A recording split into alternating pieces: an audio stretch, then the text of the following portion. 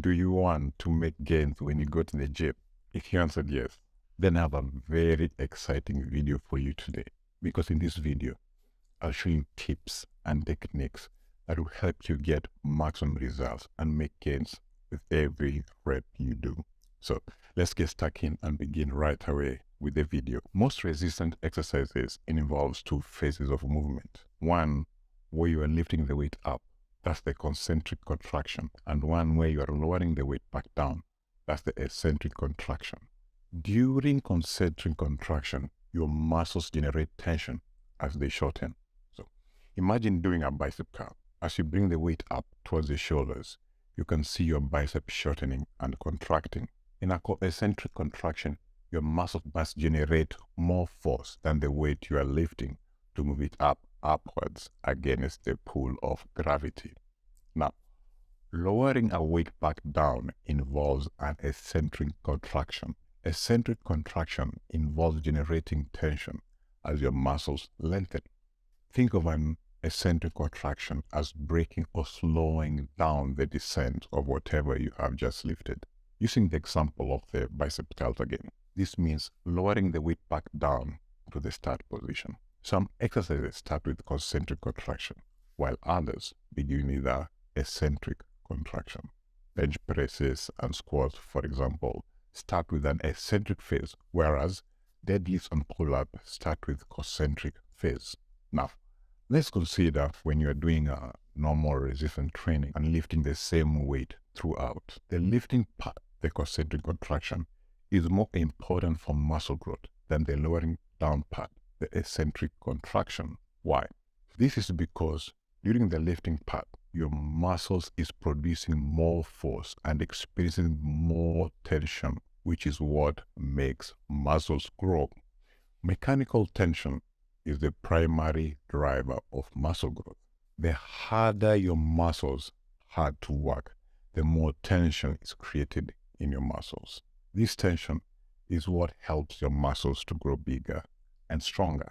Now, during the lifting of the weight up part, the concentric contractions, our muscles have to work really hard to lift the weight up against gravity, thus creating more force, leading to tension, which results in muscle growth.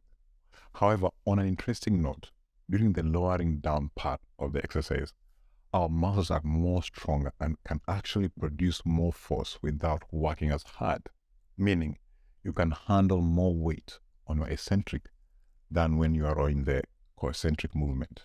Why is this, you may ask? A muscle can produce anywhere from 25 to 50% more force during the eccentric portion of a lift compared to the concentric. And the more force generated within a muscle, the more tension a muscle experiences.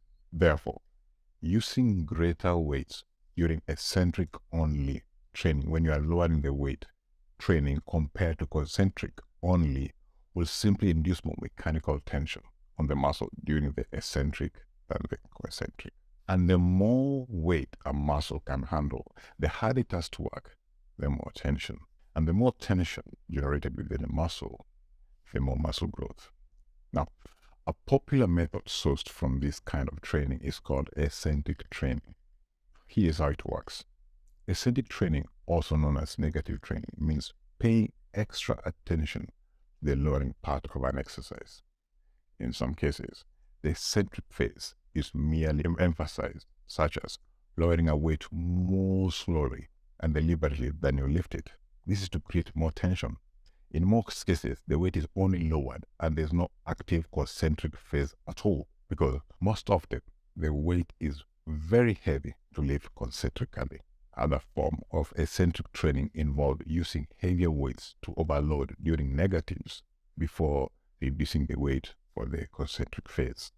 The tensions your muscles create depend on how much weight you lift, how fast you lift it, and how much your muscles are working hard to lift the weight when you consider this type of training. Now, consider when you're doing normal weight training, where you are lifting the weight up and then lowering it down with the intent of performing repetition.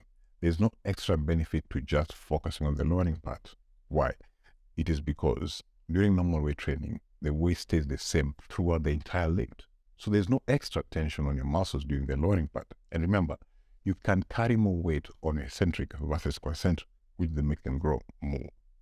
For example, you stack 125 pounds on a bar and start ripping it out. Is the weight increasing due to the eccentric component? Not at all.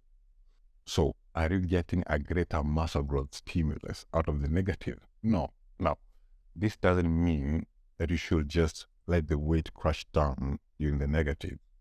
Control is still necessary for safety reasons, but going extremely slow when you are lowering the weight won't cause tension and won't have any extra muscle building benefits. So what's the takeaway here?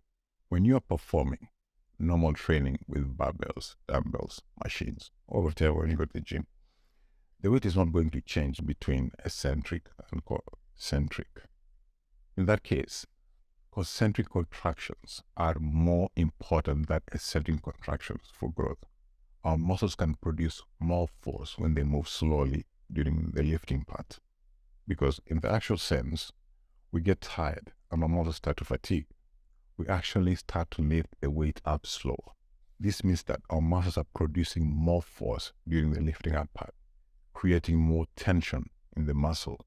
But during the lowering part, under these normal training conditions, when the weight is the same throughout, they are not experiencing enough tension to cause any significant muscle growth. Does that make sense? Yes, controlling the negative is important, but that's more for safety than gains. That's not going to net you any extra gains. If you truly want to get the benefits of real eccentric training, you're going to have to perform eccentric with well over 100% of your 1 rep max to actually challenge this contraction mode. This means working with really heavy weights.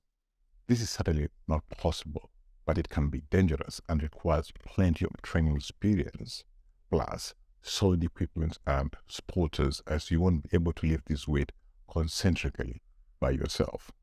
All those are not normal training conditions for most people to have supporters and solid equipment, even experience. Neither these are really sustainable. At the end of the day, both the eccentric and concentric portion of a lift are equally important. Let your fatigue level and weight dictate the tempo with which you lift, how fast you're lifting it, how slow you're lifting the weight. There's no need to preferentially focus on the negative portion of the lift if you are using the same weight throughout the set. Now, if you do want to perform the real eccentric, use at least 1/10 of your 1 rep max and lower it as slowly as possible. Shoot for at least 10 seconds during the negative to maximize mechanical tension. Your feedback means everything to me, so if you find value in this video, please let me know in the comment section below. And if you want to support the channel and stay up to date on all my future content, be sure to hit the subscribe button and give the thumbs up.